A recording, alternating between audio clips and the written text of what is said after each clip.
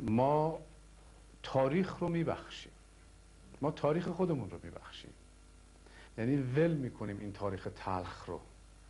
گناه فرد ممکنه بخشیده نشه، دقت میفرمایید.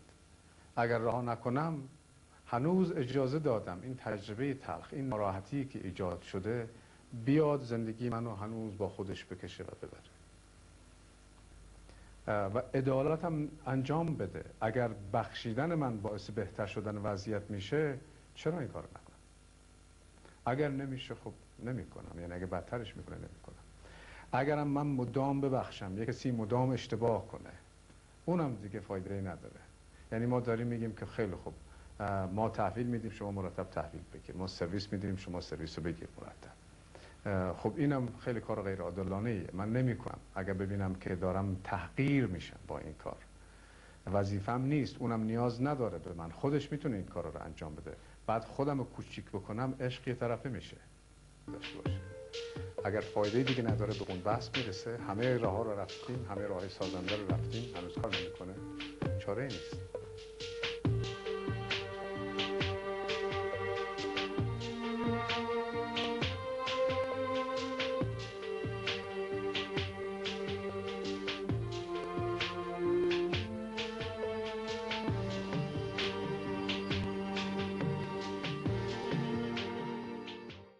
آقای دکتر، من مدتیه که از نظر اعتقادی دچار مشکل شدم.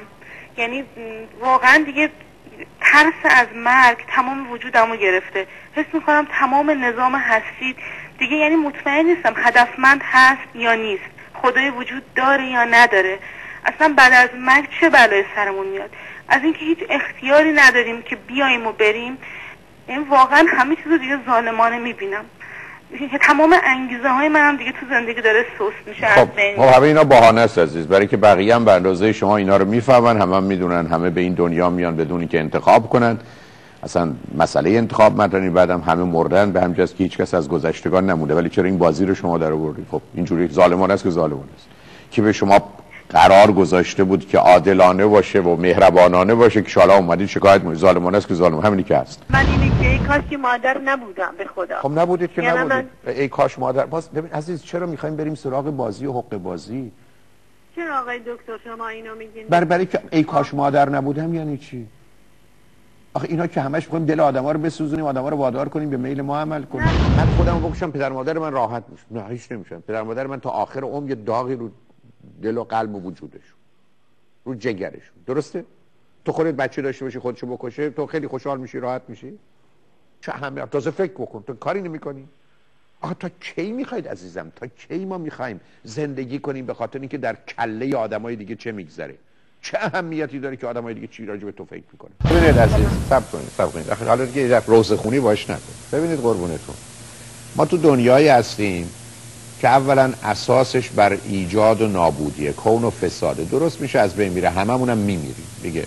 مسئله به همین سادگی است، همه چیزام از بین میره. بنابراین یه قشقرقی راه انداختن سر هر چیزی که از دست میدیم خیلی واقع بینانه نیست، عاقلانه نیست. این شماره یک. دوم، شما یه خونه ای داشتین که اون زمان فکر کردید بهتره بفروشید، بنابراین ما در یه زمانی یه تصمیم میگیریم، دلایل خودتونم داشتید.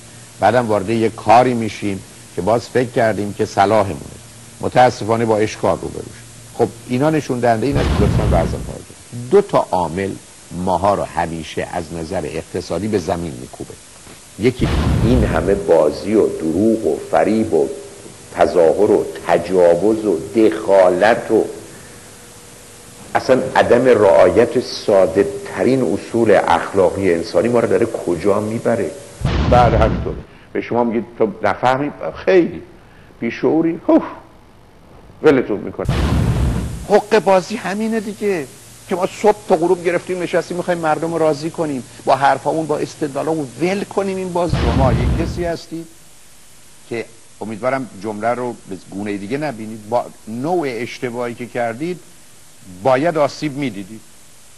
دیدید؟ خب دیدید. من سرمو محکم زدم به دیوار، خب درد گرفته، زخم شد. حالا خشمگینم از دیوار و ولش نمی کنم. این دیوار چرا اینقدر سفت بود، این دیوار ای شل بود اینقدر من اذیت نمی‌کرد. از خودم سوال نمی کنم من برای چی سرمو به دیوار زدم.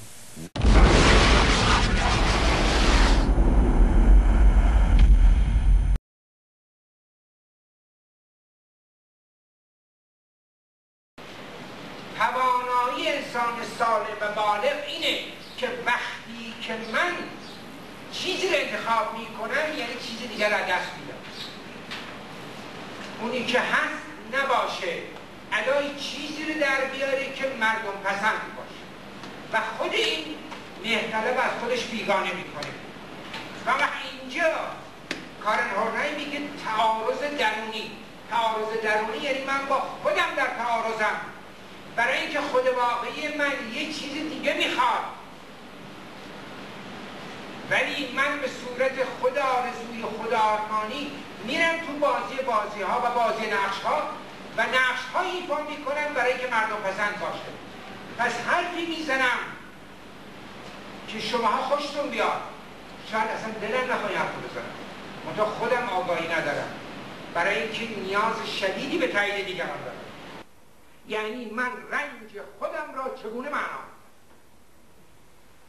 اگر من رنجم را طوری معنا کنم که بیمار افسرده بشم، رنج من معنا نداره.